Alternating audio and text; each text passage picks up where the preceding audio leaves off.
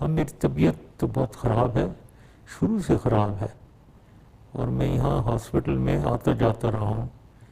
اور یہاں ڈاکٹر کے حوالے ہوتا رہا ہوں میں، اور ابھی بھی یہی حالت ہے۔ آج صبح مجھے ڈیزینس ہوئی اور میں بلیک آؤٹ ہو گیا، مجھے پھر اٹھا کر یہاں لے آئے ہیں، مجھے نہیں معلوم کہ کیسے میں اس کے بعد کیا ہوا ہے۔ یہ کیس میری نظر میں بالکل بے بنیاد ہے، کیونکہ میں تو غداری چھوڑے، میں نے تو اس ملک کے لیے بہت خدمات سر انجام دیے ہیں، جنگیں لڑا ہوا ہوں میں،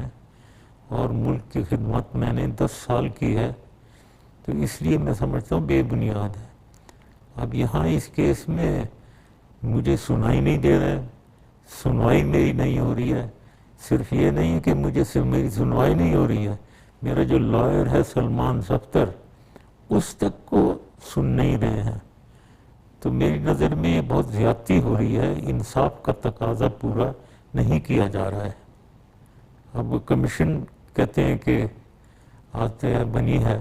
وہ کمیشن بے شک، جہاں تک میرا تعلق ہے، وہ بے شک ادھر آئیں، اور میں ان کو سٹیٹمنٹ دینے کو تیار ہوں۔ وہ آئیں، مجھے سنیں، اور خود دیکھیں میری طبیعت کیسی ہے، اس کے بعد فیصلہ کریں، اور اس کمیشن کی بات کو کم از کم کورٹ میں سنا جائے، اور میرا لائر جو بول رہا ہے